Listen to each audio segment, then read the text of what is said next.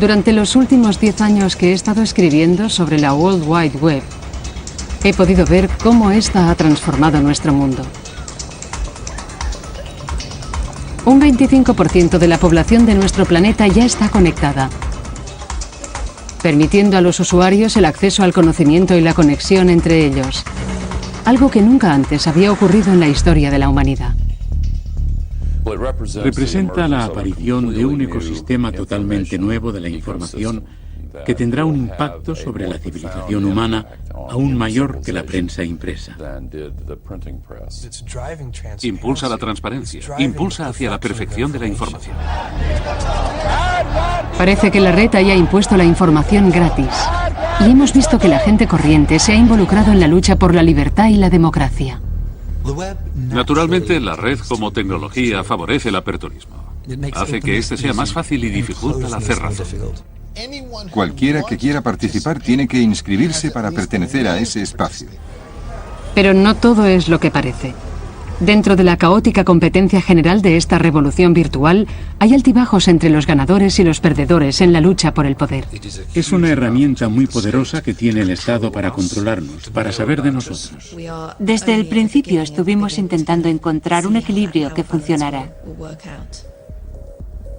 Mientras que la antigua lucha por la libertad ocupa los titulares, en su despertar, la red está cambiando silenciosamente el poder, a veces de una forma amenazadora que nunca hubiésemos imaginado. Está acelerando la globalización.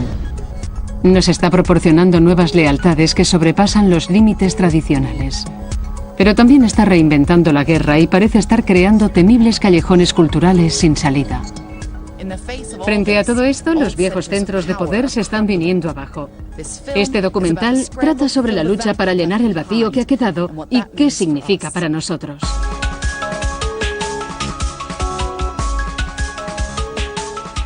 La revolución virtual.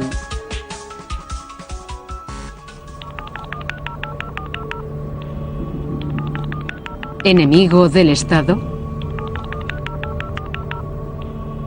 La breve historia de la red está llena de nuevas aplicaciones con consecuencias inesperadas.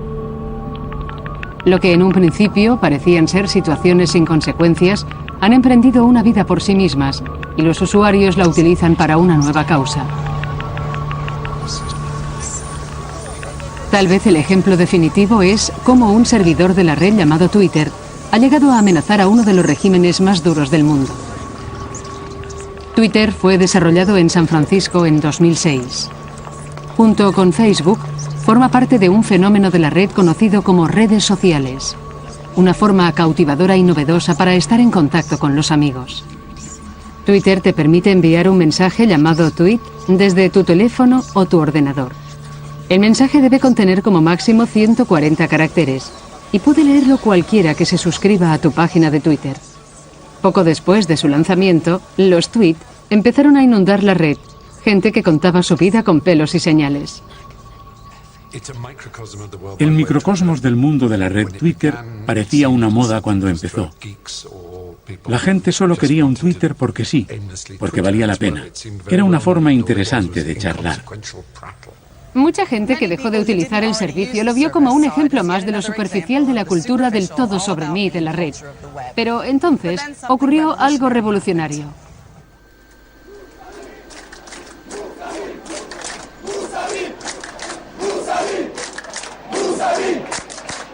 Irán, junio de 2009. A raíz de unas elecciones presidenciales, los partidarios de la oposición se echaron a la calle para expresar su indignación porque pensaban que estaban amañadas. El Estado iraní contraatacó con la policía antidisturbios y la prohibición de cualquier medio de información dentro del país. Los manifestantes regresaron de nuevo a Twitter para contar al mundo lo que estaba ocurriendo. Y en números extraordinarios.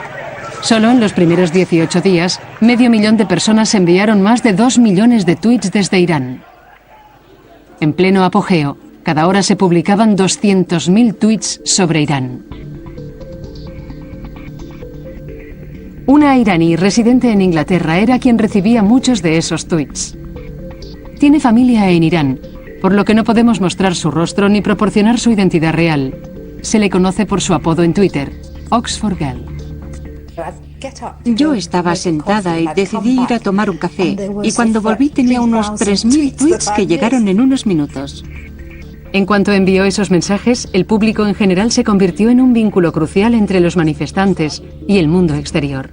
Alguien me enviaba un mensaje o un correo electrónico y yo escribía: he recibido una noticia que dice que los basijis están en tal o cual calle, están arrestando a la gente, avisad de que vayan por otro sitio. Twitter tiene un efecto enorme en la red. La información se pone en manos de la gente, haciendo que sea como el mercurio, irreprimible e incontenible. Es como el muro de Berlín, e imaginen lo rápidamente que habría caído el muro si Twitter hubiese existido. Me sentí muy contento y entusiasmado porque algo estaba pasando, pero también alarmado porque las cosas podían empeorar muy deprisa. Pronto, no solo las redes sociales como Twitter, sino también sitios para compartir vídeos como YouTube, se vieron atrapados en la lucha a vida o muerte en Irán. Cuando una joven iraní fue asesinada, millones de personas fueron testigos de sus últimos momentos. La gente vio en tiempo real cómo moría una persona joven y llena de energía, con una vida por delante, asesinada sin sentido por el régimen actual, y la gente quiso vengar su muerte. La red está sacudiendo el mundo de la política, porque es capaz de capturar información de una multitud de testigos oculares para luego transmitirla a nivel mundial en tiempo real. Es móvil, interactiva e inmediata. Y esto significa un paso radical del gran regalo del siglo XX a los políticos, una televisión en vivo. A diferencia de la televisión en vivo, los vídeos en la red provocan inmediatamente una reacción en todo el planeta que después redunda en sucesos que se desarrollan sobre el terreno. Los sucesos en Irán fueron trágicos y provocaron una gran conmoción por la capacidad del pueblo de Irán para conectar con la audiencia mundial y con sus semejantes dentro de Irán para utilizar el poder de la información, para inspirar resistencia contra aquel régimen y para crear una conciencia política en apoyo de la democracia.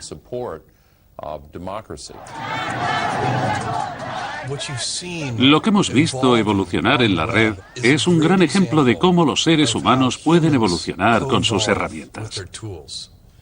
Provocamos cambios con nuestras herramientas y las herramientas nos cambian a nosotros. Y el ciclo continúa. La nueva infraestructura de las comunicaciones no provocó el levantamiento. El que lo causó fue el descontento político, porque cuando las personas están en un momento de necesidad y quieren hacer algo coordinado, unen sus manos y utilizan las herramientas que tienen para hacerlo, algo que no había sucedido antes.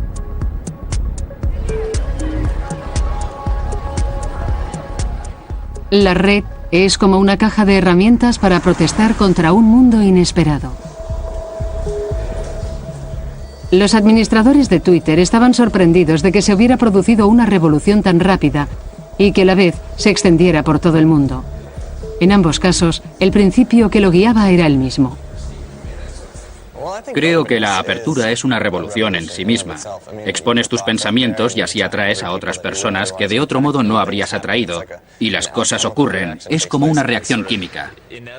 Es casi inevitable que con las nuevas tecnologías que existen en el mundo la información fluya libremente.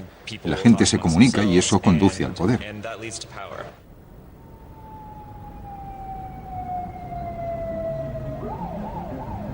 Lo que es asombroso es cómo las autoridades, incluso los estados y las naciones más poderosas, parecen incapaces de enfrentarse a la red. Pero si vamos un poco más allá, la razón se hace evidente. La información vinculada a la red se canaliza a través de un sistema físico más antiguo, Internet, que opera más allá de la jurisdicción de cualquier país y trabaja en contra del control central. Es irónico que ahora amenace al Estado, para el que Internet fue originalmente diseñado para proteger a la nación más poderosa de los tiempos modernos.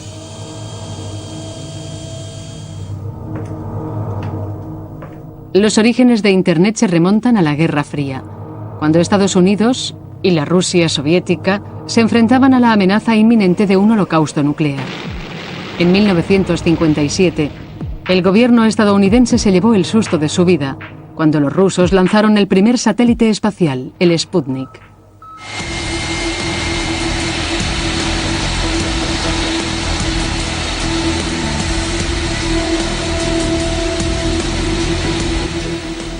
Decididos a no volver a ser burlados por los soviéticos, los americanos fundaron la Advanced Research Project Agency, conocida como ARPA. La ARPA contaba con un gran presupuesto y dijo que iba a crear algo que vencería el juego de los rojos. El Pentágono no tenía ni idea de qué era eso que iba a proteger a Estados Unidos. El ARPA no estaba dirigida por un departamento militar de investigación y desarrollo, que entonces estaba centrada en los detalles básicos y prácticos de las nuevas armas. Reunió a algunos de los científicos civiles más brillantes de Estados Unidos y les dijo que miraran al futuro y descubrieran algo verdaderamente revolucionario. Una de las áreas en las que la ARPA se metió de lleno fueron las comunicaciones. Utilizando la nueva tecnología de los ordenadores se desarrolló ARPANET, una red innovadora y precursora de Internet. A principios de la década de los 70, ARPANET era una de las redes informáticas similares de todo el mundo. El problema era cómo unirlas. En 1974, dos científicos informáticos, Vint Cerf y Bob Kahn, crearon las reglas con las que estas redes podrían hablar entre sí. Esto marcó el comienzo de la Internet mundial que conocemos hoy. La experiencia que tuvimos al principio fue simplemente resolver un problema de ingeniería bastante complicado e interesante. No creo que ninguno de nosotros apreciara que la solución a este problema daría lugar a lo que hoy conocemos como la red mundial, con casi 2.000 millones de personas online. Detrás del trabajo de Vint Cerf había una tecnología denominada conmutación de paquetes. En ella reside el corazón de la revolución virtual. La conmutación de paquetes toma una parte de la información y la desmenuza en trozos pequeños. Entonces, estos son enviados a través de la red, a menudo en un orden incorrecto y ni siquiera por la misma línea. En el extremo receptor, los paquetes se vuelven a colocar en el orden correcto y los datos se vuelven a rehacer por completo. La conmutación de paquetes es la herramienta perfecta para que los ordenadores se comuniquen entre sí, ya que permite transmitir de una vez y rápidamente una enorme cantidad de datos a través de múltiples rutas. Esta arquitectura implica un flujo imparable de datos. Y esto es lo que tendría consecuencias dramáticas para las personas y los gobiernos en los años siguientes. Parte de mi motivación cuando estaba trabajando en Internet era precisamente la construcción de un sistema que no tuviera ningún control central. Recordemos que todo estaba siendo financiado por el Departamento de Defensa de Estados Unidos y una de las cosas que ese departamento quiere es que los sistemas sean altamente fiables y resistentes. Una forma de lograrlo es no tener ningún punto central que pueda ser atacado y destruido y por lo tanto que nada pueda inferir en el funcionamiento de la red. Así que la consecuencia de esta arquitectura descentralizada es que es altamente resistente a las deficiencias y por lo tanto es muy difícil para cualquiera cerrar Internet por completo. Cuando empezó, la antigua ARPANET conectó 4 universidades de toda Norteamérica. Actualmente, Internet mantiene conectado a un 25% de la población del planeta. Los ejes de Internet son los servidores madre. Estos actúan como guías telefónicas, conectando todos los ordenadores a los sitios web que queremos ver.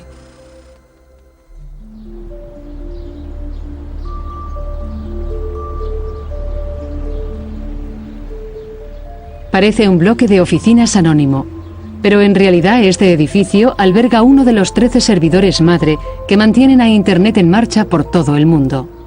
Tenemos gran cantidad de accesorios, cámaras en el techo y tenemos muchos otros accesorios en el techo, en las paredes y bajo el edificio para controlarlo todo fácilmente.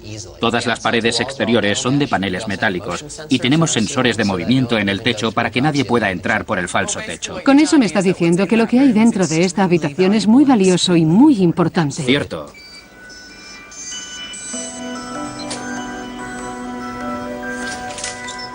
Toda esta seguridad es para proteger al Santo de los Santos, el santuario interior de la sala de servidores. Esta habitación es responsable de todas las direcciones .com del mundo, 80 millones. El buen funcionamiento de la economía mundial depende de ello. Aquí están concentrados todos los comandos de los servidores y así se ahorra una gran cantidad de espacio. Sí, a su manera. Esta habitación es probablemente tan importante como el despacho oval. Escuchemos un momento el sonido de 80 millones de .com.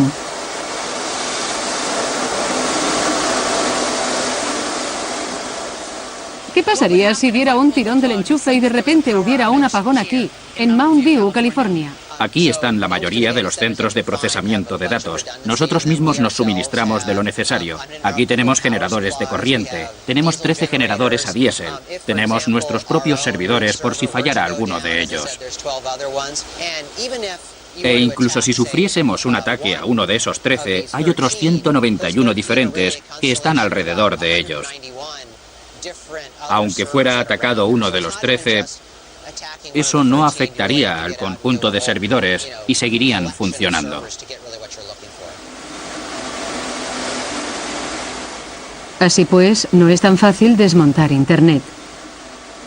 Determinados países, como Irán, no pueden apagarlo por mucho que quieran, porque es un sistema mundial compartido. Un organismo internacional llamado ICANN, que no es leal a ningún país, supervisa los servidores madre, pero su papel es limitado. Como entidad internacional, ¿tiene poder ICANN para controlar y poder de encender y apagar Internet? Bueno, no creo que nadie tenga poder para encender y apagar Internet.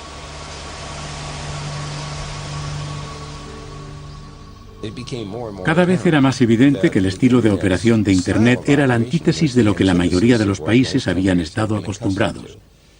De hecho, en los primeros tiempos de la telefonía y la telegrafía solo tenían una red, que normalmente era dirigida y operada por el gobierno, lo cual le proporcionaba un control considerable. La idea de Internet me gustó mucho, porque no tenía lo que yo llamo deficiencias, y por tanto abrió una plataforma, lo que probablemente es la oportunidad más democrática para que las personas puedan expresarse y obtener información que jamás haya existido. En el siglo XX, si tenías algo que decir en público, no podías. Y punto. Si eras un civil, un ciudadano, pero no un profesional de los medios, no podías transmitir un mensaje por mucho que lo intentaras. De hecho, las personas que trataban de enviar mensajes al público a su manera, a través de canales de aficionados, como mostrar pancartas en la calle o al lado de las carreteras, eran consideradas como una especie de revolucionarios. Y ese cambio es enorme. Cualquiera que quiera participar solo tiene que inscribirse. Es un gran cambio. Si tienes un sistema de información indestructible, sin control central, que al instante se amplifica, entonces la información se vuelve muy poderosa, se sobrealimenta. Que caiga en buenas o malas manos tiene una importancia enorme en las batallas contra la autoridad. Los usuarios anónimos de la red pueden desempeñar el papel de periodistas de investigación y pueden proteger publicaciones, informaciones importantes y sus fuentes emisoras. Y nada se centra más en este nuevo poder que un sitio web llamado Wikileaks.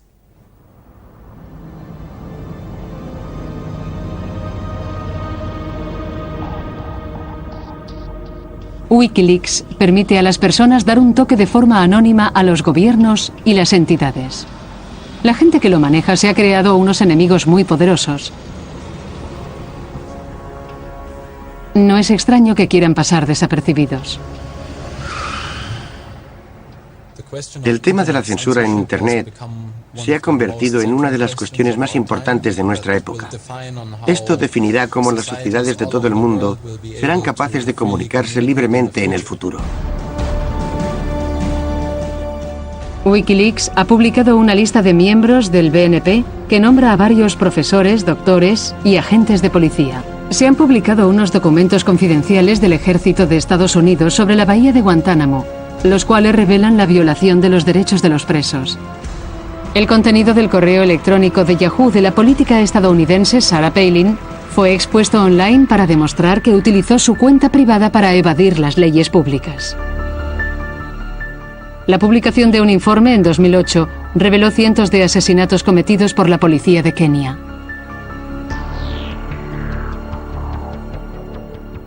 Wikileaks tiene una base de datos de más de 1.200.000 documentos. Mantiene sus propios servidores en ubicaciones no reveladas, no guarda los registros y utiliza un cifrado de encriptación militar para proteger a sus fuentes y otras informaciones confidenciales. En algunos países, la gente no puede ponerse en contacto con periodistas fiables de ninguna manera, ni siquiera para averiguar en quién pueden confiar. Por eso es muy importante ofrecer una entidad como nosotros, que tenga una reputación y que ofrezca a las personas una manera anónima de presentar esta información.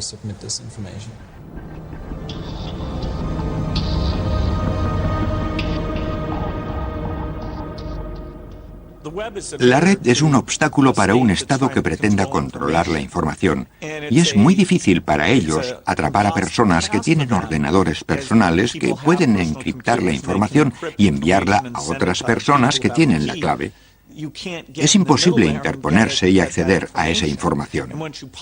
Y una vez que has publicado algo, la capacidad de localizarlo y de detener su propagación es casi imposible. Y a pesar de los esfuerzos que hace para conseguirlo, los estados tienen que admitir que la información seguirá suelta por ahí. La publicación de documentos confidenciales y a menudo dañinos en la red significa que Wikileaks está bajo ataque constante. En febrero de 2008 llegó una orden judicial de un banco de Suiza, el banco Julius Baer, después de que Wikileaks publicara una acusación de evasión de impuestos. Este fue el primer gran caso en que una organización trató de perseguirnos legalmente, porque publicamos documentos sobre cientos de millones de impuestos evadidos. Un juez de California, donde fue llevado el caso, dictaminó que el sitio Wikileaks fuera retirado de la red, pero si el banco creyó que aquello era una victoria, estaba muy equivocado. Lo único que consiguieron fue que medio mundo se interesara en los documentos de los bancos. Así pues, el New York Times publicó nuestra dirección IP. La CBS dijo que la libertad de expresión tenía un nombre y publicó nuestra dirección IP. Así que estos son, una vez más, los efectos dinámicos que puede producir compartir conocimientos con personas de todo el mundo. La decisión de un juez puede borrar fácilmente una historia de tu archivo digital. Pero por otra parte, Internet ya no es un ambiente controlado. Está compuesto por personas. Y todas esas personas pueden ocuparse de que cierta información se quede donde estaba, o que todavía siga disponible en muchos otros lugares. Hay una famosa frase que dice: la red interpreta la censura como un daño y busca rutas alternativas.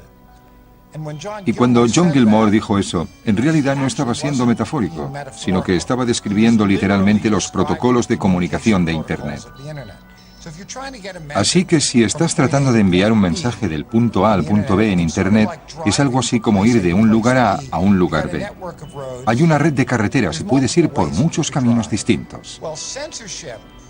Así pues, la censura está considerada como una especie de bloqueo en la carretera para que no pasen los mensajes. Pero si eso ocurre, los protocolos de Internet buscan otros caminos no detectados para pasar, y lo ven. Vale, puedo pasar por aquí, hay otra carretera por la que puedo enviarlos. Y los protocolos de Internet buscan otros caminos para que pasen.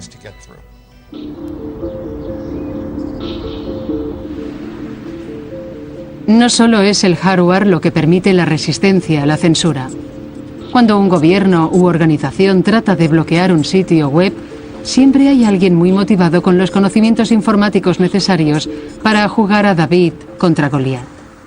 Creo que la razón por la que vemos a tanta gente metiéndose con otros gobiernos se debe a que con los ordenadores todos nos encontramos en igualdad de condiciones. Cuando yo era niño, una de las primeras cosas que me di cuenta fue: puedo sentarme aquí detrás de mi módem y programar igual de bien y hacer lo mismo que alguien haría con un equipo más grande. La forma en que la red permite a los individuos saltarse la censura y los bloqueos se muestra claramente una vez más por la crisis iraní. Una vez que el gobierno iraní se dio cuenta de lo que estaba pasando, bloquearon sitios como Twitter y Facebook. Al otro lado del mundo, un joven de 25 años de San Francisco entró en acción. Austin Heap utilizó sus habilidades de programador para desarrollar el Haystack, un programa de encriptación llamado así porque se esconden los datos cotidianos de la red. Él afirma que es una manera segura para que los ciudadanos iraníes puedan descargar sitios bloqueados por su gobierno. Lo que voy a hacer es canalizar mi conexión a través de una máquina que está en Irán. Así que cualquier cosa que haga aquí estará sujeto a las mismas tecnologías de filtrado que alguien de allí experimentaría.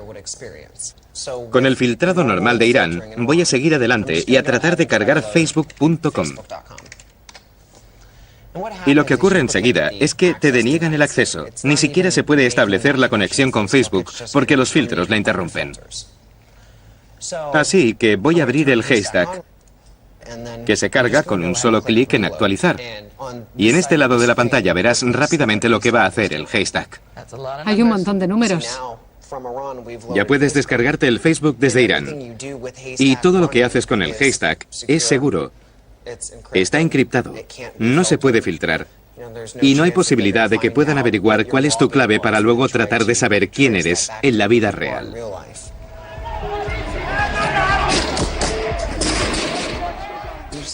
Puedes ver todos los medios de comunicación que aparecen. Son increíblemente gráficos y cada día los veo. Y en cierto modo, tienes que verlos y olvidarte, pero al día siguiente puede ser peor. Me afecta aunque no esté allí. Lloro durante 10 minutos, pero esa es su vida.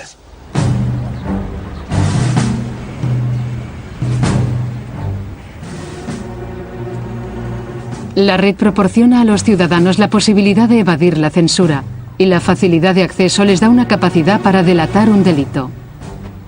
Uniendo esos elementos, podemos contar con unas herramientas extraordinarias para que personas motivadas se agrupen rápidamente en torno a una cuestión concreta. En cierto modo, la red parece estar devolviéndonos a un mundo anterior a los partidos políticos, un mundo de acción directa. En ninguna parte es más evidente que en la campaña sobre el cambio climático en Gran Bretaña. La red no va a rivalizar con los estados, no va a amenazar con hacer desaparecer al Estado, pero lo que posiblemente amenaza es con hacer irrelevante varias formas de la política nacional, porque la gente puede ignorarlas. Antiguamente, ser miembro de un partido político o votar en las elecciones era una de las pocas maneras que teníamos para expresar nuestras ideas políticas. Y el Estado preferiría que siguieran siendo las únicas maneras. Pero las elecciones tradicionales son cada vez menos relevantes. Mi generación y la gente más joven que yo se siente completamente desilusionada con los partidos políticos dominantes. Entonces, ¿qué hacer si esas personas no representan sus puntos de vista? Es necesario un foro diferente y diferentes medios de comunicación para expresar tus ideas políticas. En el pasado, había muchas limitaciones para hacer eso.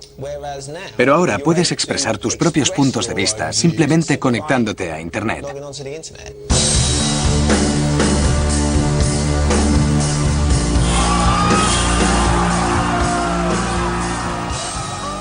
En un evento organizado por el Campamento en Acción por el Clima, destinado a cerrar una central eléctrica de carbón en Nottinghamshire, acuden activistas de todo el país. Aquí todos son comunicadores, filman a medida que se producen los acontecimientos, suben los vídeos y las fotos a su web a través de actualizaciones constantes. Sin embargo, la red proporciona algo más que herramientas para la protesta. Sus conexiones inspiran la solidaridad en el grupo. Creo que la naturaleza de la comunidad ha cambiado. Antes de Internet, las únicas comunidades de las que podías formar parte eran comunidades en las que solo podías estar presente físicamente. Podías estar geográficamente cerca de otras personas para formar parte de alguna organización o estructura. Mientras que ahora, un día puedes decir, quiero hacer algo por el cambio climático, por ejemplo. Y solo tienes que acceder al sitio del campamento por el clima y al momento estás involucrado. Ya eres miembro de esa comunidad. La red es una increíble fuente de recursos para la transmisión de información y para reunir a las personas en torno a un tema, incluso en un lugar determinado, pero a muy corto plazo. Lo que la red es capaz de hacer es sacar a la luz comparaciones de la nada y hacerlas desaparecer otra vez. Lo que el Estado ha podido hacer durante décadas, durante siglos, es afianzar las identidades de las personas, manipular sus temores, manipular sus esperanzas. Creo que Internet fortalece a cualquiera que pueda usarla. Fortalece aún más a la gente que la usa efectivamente. Fortalece a los gobiernos para controlar una insurrección, fortalece a la propia insurrección, así que es un arma de doble filo. Hemos visto cómo la red proporciona un tremendo poder individual y da cohesión y una finalidad a las causas más dispares. Pero siempre, frente a estas nuevas libertades, nos encontramos con la autoridad inquebrantable del Estado. Así que lo que se pone en marcha es una carrera de armas entre los ciudadanos y el Estado. En mi opinión, el mejor ejemplo de esto se está produciendo ahora en China.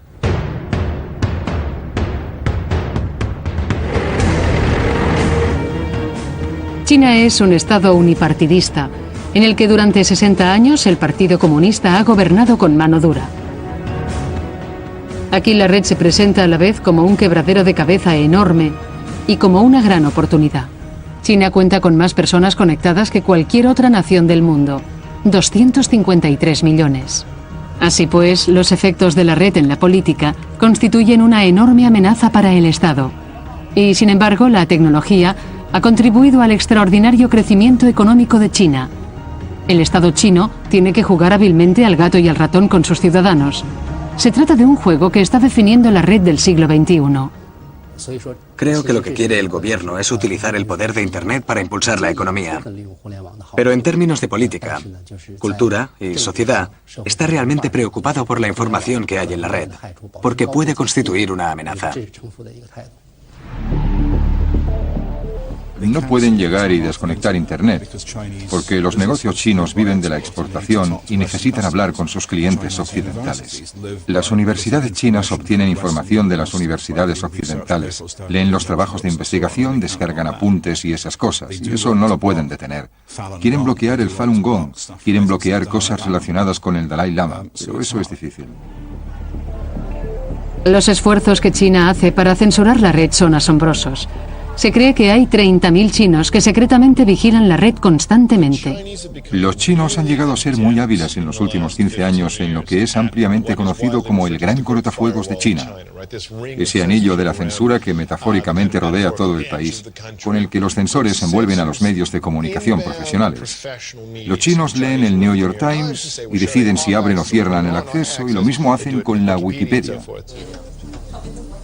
Parece que la enorme inversión que ha hecho el Estado chino para controlar la red está dando sus frutos. Han logrado bloquear efectivamente los sitios web occidentales que podrían ser nocivos para su política. Lo que no alcanzamos a comprender mientras nos retorcemos las manos pensando que el New York Times o incluso la web de la BBC pueden estar bloqueados, es que para el gobierno chino, la amenaza no es la información occidental liberal que llega al país, sino que perciben la amenaza que llega de las conversaciones que cientos de millones de chinos están teniendo entre sí dentro del país.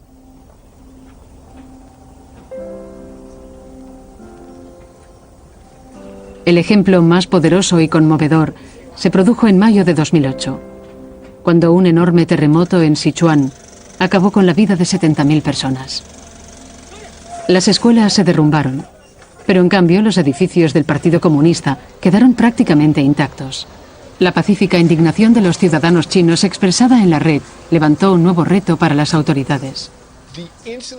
La incidencia del terremoto fue denunciada por los ciudadanos chinos que tomaron fotografías y en algunos casos vídeos que se publicaron casi instantáneamente en QQ, el mayor servicio de Internet en China, y en Twitter. No son medios de comunicación provenientes de fuera del país, de fuentes profesionales y previsibles, son medios que se han generado en el país y han llegado al exterior, producido por 500 millones de fuentes de aficionados. En el caso de los medios de comunicación no oficiales que podían investigar el asunto del derrumbe de la escuela, muchos bloggers hicieron su elección. En concreto, el artista chino Ai Weiwei, que también es un blogger muy conocido. Emprendió con valentía un proyecto de recopilación de todos los nombres de los niños fallecidos en el derrumbe de la escuela. Su acción inspiró a cientos de voluntarios que se desplazaron hasta la región del terremoto, llevaron a cabo la investigación y anotaron los nombres de los niños en sus blogs. Al gobierno no le gustó que un gran número de voluntarios fuese a investigar las escuelas que se habían derrumbado en Sichuan. Yo creo que tanto si el gobierno quiere como si no, esta energía espontánea no dejará de crecer. Pero la censura es solo una táctica empleada por el Estado. China, como muchos gobiernos, Está aprovechando el hecho de que los ciudadanos estén exponiendo cada vez más sus vidas online. Una de las mayores innovaciones en materia de vigilancia en los últimos años se ha producido como consecuencia de la propagación de los sitios de redes sociales y de los equipamientos sociales en todo tipo de sitios. Porque una vez que la gente muestra quiénes son sus amigos, es posible hacer un análisis del grupo y empezar a buscar comunidades clandestinas. Y esta es una herramienta muy poderosa en manos de la policía y de los servicios de inteligencia para averiguar quién observa ciertas creencias no gratas, ya sea el islamismo y en China el amor a la democracia o lo que sea.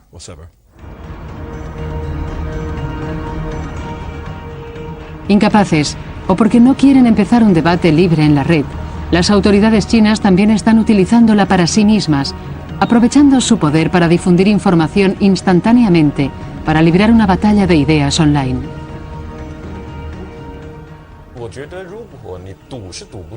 Creo que si no puedes bloquear la Internet, entonces tienes que guiarla, es la única manera. Cuando una sociedad está siendo separada por la presión del gobierno, es necesario ajustar tu estrategia. El gobierno empezó reclutando lo que calificó como comentaristas de Internet, ciudadanos que escriben artículos y cuelgan los comentarios en la red en apoyo de la línea oficial del partido. Los ciudadanos chinos lo llamaron el ejército de los 50 céntimos, porque para cada artículo o comentario les pagan la astronómica suma de 50 céntimos. Se estima que hay cerca de 350.000 centros de operaciones en la China de hoy.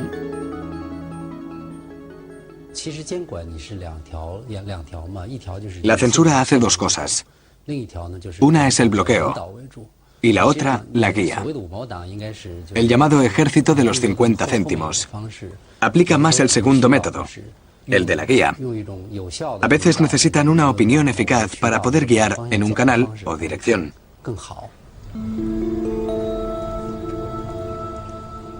Pero una vez más, la comunidad online se está dando cuenta de que están jugando al gato y al ratón. Wen Winchao era uno de esos de los 50 céntimos, pero es escéptico en cuanto a la efectividad del espionaje online. En realidad, creo que el efecto del ejército de los 50 céntimos se ha exagerado. Sabemos que el gobierno gasta una gran energía en la formación profesional de los comentaristas de Internet. También tienen comentaristas a tiempo parcial. Pero en la Internet podemos ver que su fuerza es muy débil. A veces, en un sitio web, se coloca un artículo en una posición muy obvia. Y en cuanto la vemos, sabemos que es un artículo de un centro de 50 céntimos. A pesar del sofisticado uso que el gobierno chino hace de la red, a largo plazo esta demuestra que tiene una habilidad de Houdini para escapar de cualquier esfuerzo de limitarla. En los países que tienden a ser bastante cerrados y donde el flujo de información no era muy bueno, se ha utilizado Internet para abrirla y una vez se permite la apertura, es muy difícil retroceder. Internet hace un esfuerzo por abrir las comunicaciones. Los chinos son como todos los demás. Y cuanto más se restrinja, más se avanzará hacia una sociedad democrática, hacia un modelo al que estamos acostumbrados. Y afortunadamente lo que está pasando es que cada vez son más ricos, están utilizando la tecnología, se conectan a personas de todo el mundo y la idea de que pueden suprimir información importante va a desaparecer. Estamos empezando a ver el despertar de una conciencia política en muchas naciones reprimidas por las dictaduras. Me parece interesante que tanto el primer ministro Jin Gaoban de China y el presidente Medvedev de Rusia estén ahora respondiendo a los bloggers de la red. A pesar de que son líderes de regímenes autoritarios, ahora están sintiendo la necesidad de responder al despertar de la conciencia política que está emergiendo en la red. Mientras que aumenta la lucha entre la gente y la autoridad, me parece que la noción del Estado, en última instancia, puede estar erosionada por otras fuerzas en juego en la red. Fuerzas que retan activamente nuestras ideas de identidad, nacionalidad y comunidad. El alcance global de la red ha dado gran inspiración y poder a las personas que, por cualquier motivo, aspira a volver a dibujar el mapa del mundo. El primer intento más importante para aprovechar un nuevo tipo de conciencia global a través de la red no vino a través de los sitios basados en la información, sino a través de un servicio monetario. A finales de los años 1990, un hombre vio que la capacidad de la red para funcionar a nivel mundial, no regulada ni controlada por los gobiernos individuales, significaba que la gente corriente tenía un canal de libre circulación de dinero alrededor del mundo. Peter Thiel no es tan conocido como Bill Gates o Tim Berners-Lee, pero debería serlo. Él es el hombre que fundó PayPal, un revolucionario sistema internacional de transferencia de dinero, una moneda global.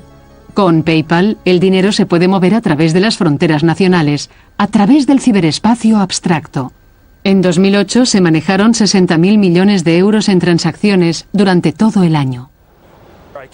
Llegué a creer que el lugar en que sería tomada la decisión por las personas o por el Estado no sería en los pasillos de la política o en los debates públicos o cosas por el estilo, sino en el desarrollo de nuevas tecnologías.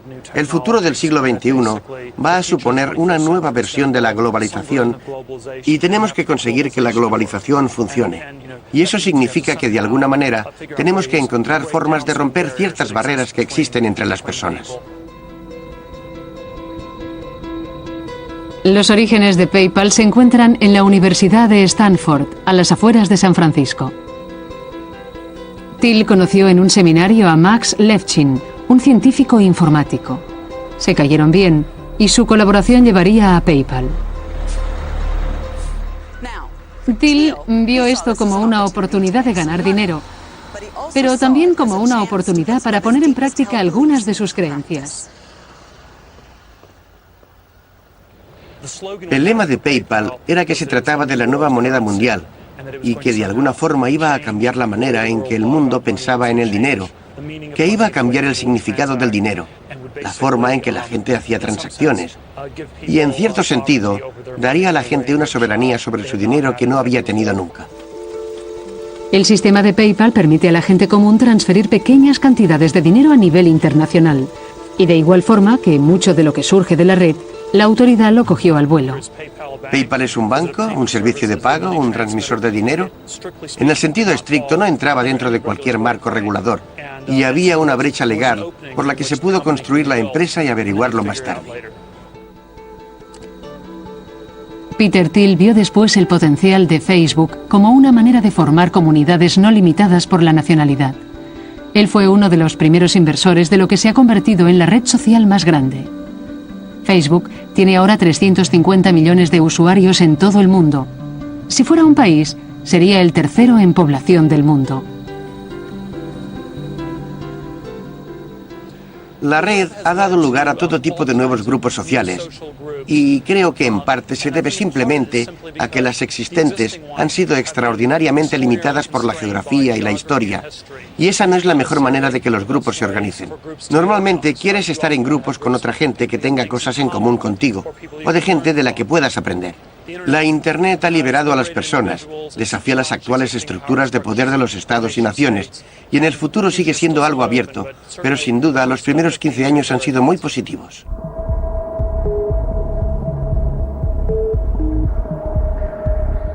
Peter Thiel es un verdadero visionario de la red. Vio cómo se reduciría el mundo, que iba a establecer nuevas formas de hacer las cosas por encima de la tradición y rindiendo a quienes lo dudaban. Pero la red ofrece la otra cara de la visión de Thiel. Hay otros pioneros de la red que ven en ella una manera de poner una comunidad en contra del mundo, no para crear una nueva apertura o lealtades más amplias, sino para acorralar las identidades.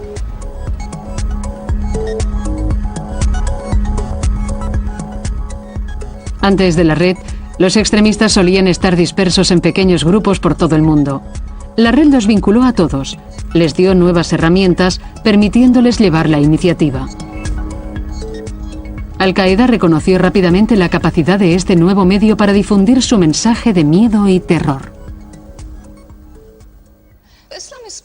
Los grupos islamistas han escogido Internet para difundir todo su material, porque de esta manera pueden controlar totalmente cómo y dónde se difunde el mensaje.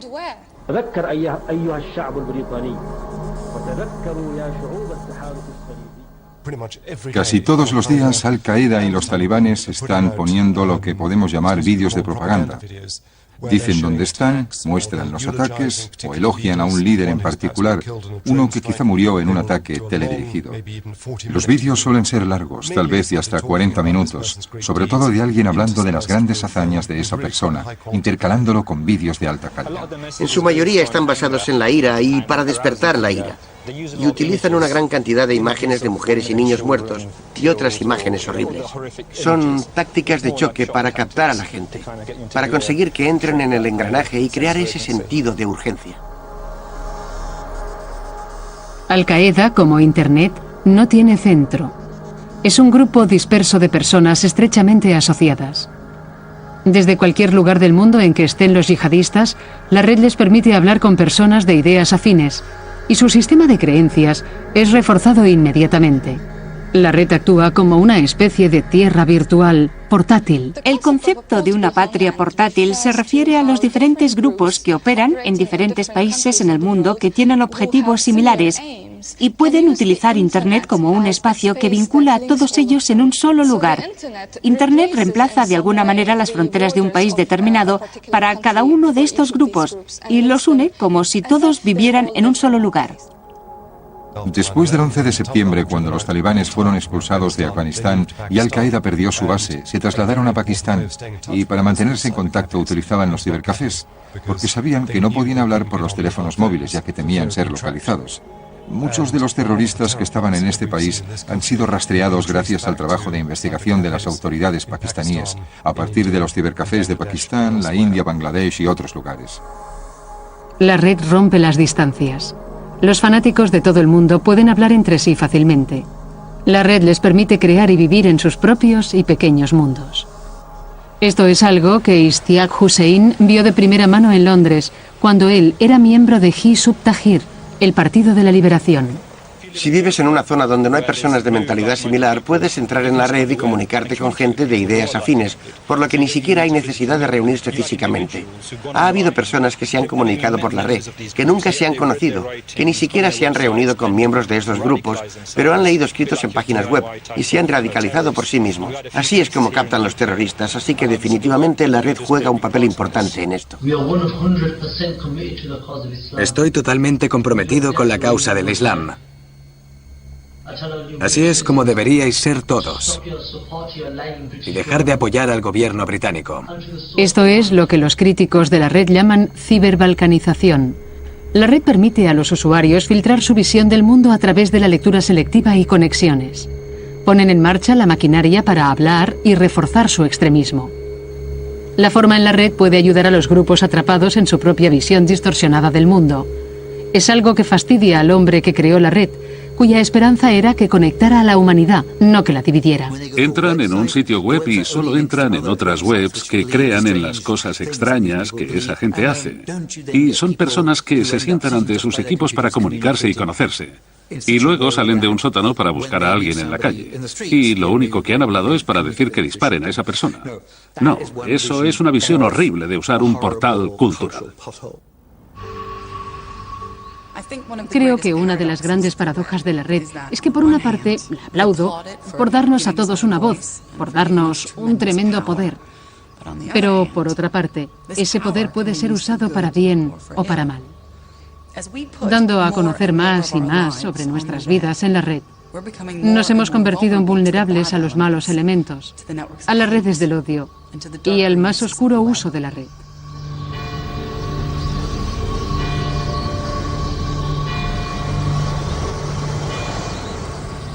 El ejemplo más extremo de ese lado amenazante de la red se hizo evidente hace poco, en el 2007, cuando todo el país fue llevado casi al borde del desastre por un asalto dirigido a través de la red. Estonia, un pequeño país con 1,5 millones de habitantes, fronterizo con Rusia, ha sido descrito como el país más conectado de Europa. El 97% de todas las transacciones bancarias se hacen online, así que era un objetivo tentador para cualquiera de los llamados guerreros cibernéticos. Estamos muy involucrados en la revolución digital y por eso tenemos que protegernos, porque si algo sale mal, somos muy vulnerables pero no queremos perder esta forma de vida.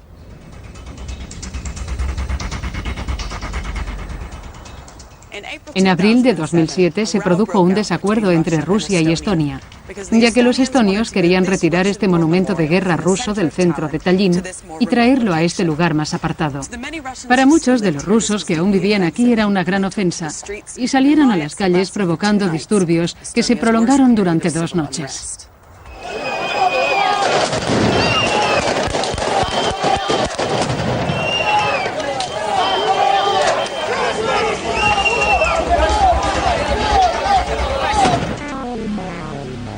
Pero mucho más perturbador fue lo que ocurrió después. Un ciberataque sostenido destinado a derribar las mayores instituciones de Estonia. La forma más común de ciberataque se llama denegación de servicio. Un ordenador envía instrucciones a una red de computadoras conocida como una botnet. Estos son ordenadores domésticos ordinarios que han sido manipulados y están bajo el control de los ciberguerreros. Esta red bombardea el sitio elegido con millones de peticiones. El sitio se colapsa tratando de responder, y eso significa que mientras dure el ataque nadie puede acceder a la página web y por lo tanto se deniega el servicio.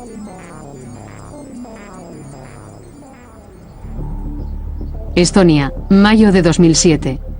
Aquí llovieron los ciberataques sobre el centro económico de este pequeño estado. Afectó principalmente a los sitios web del gobierno que fueron cerrados. Cerraron algunas empresas y los bancos fueron atacados. Tuvimos graves problemas con los sitios externos de Internet, así que ningún cliente podía entrar a la Internet del banco. Si no pueden salir los periódicos, no sabes qué ocurre en el país. Si los bancos no operan, la actividad económica queda paralizada. Si eras un empresario estonio en París y necesitabas ponerte en contacto con un banco a través de Internet para conseguir fondos, no podías. Y Estonia terminó aislándose del mundo exterior. Cerraron las fronteras y no se permitían los mensajes entrantes a través de Internet. Lo que convierte la ciberguerra en una amenaza para el Estado es que el Estado ni siquiera sabe de quién o de dónde procede el ataque. Es muy difícil saber quién te está atacando en el espacio cibernético, porque las investigaciones cibernéticas por lo general terminan en un equipo afectado en un tercer país en el que los archivos se han eliminado. Seguramente no se organizó en Uruguay, ni tampoco se organizó en, no sé, Malí. No podemos decir que fue el cerebro detrás de eso, si había un solo autor intelectual detrás de todo. Y no hay pruebas claras de la participación de algún Estado. Pero lo que podemos demostrar es que la Federación Rusa no cooperó para mitigar esos ataques. Así que, por lo menos, contribuyó con un apoyo pasivo a esos ataques.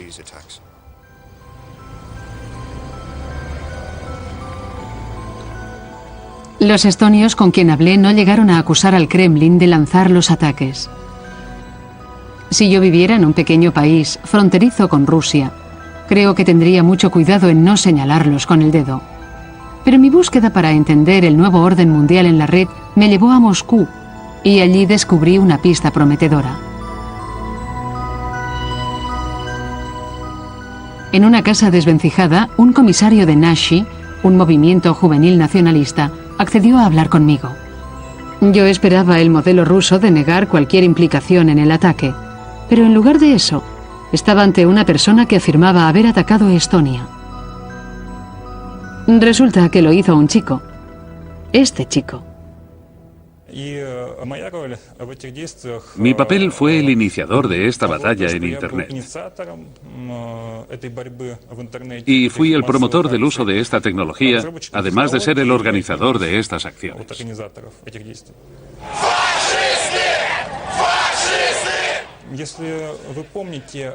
Más de 5.000 personas fueron detenidas en Tallinn en ese momento.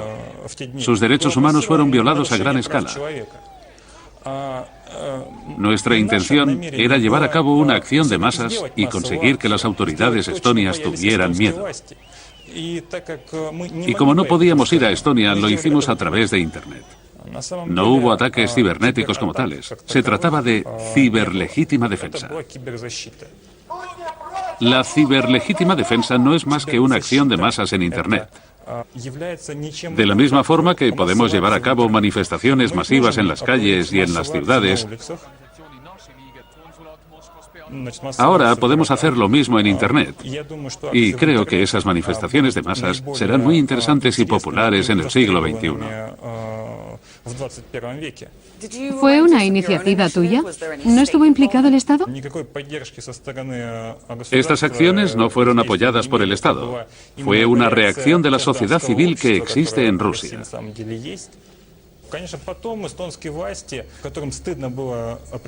Por supuesto, las autoridades estonias se avergonzaban de que hombres ordinarios de 18 y 20 años hubiesen reventado su sitio web principal.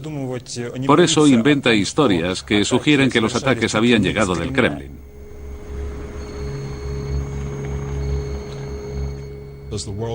A medida que el mundo esté más conectado, habrá más oportunidades para que las naciones se hagan daño unas a otras. No hemos visto mucho todavía, pero es algo que tenemos que pensar para el futuro.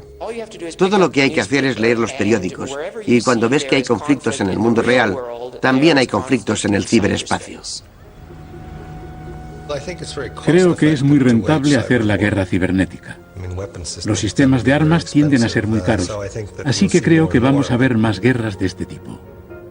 Para bien, ya hemos visto cómo la red puede redefinir la democracia y abrir nuevos horizontes.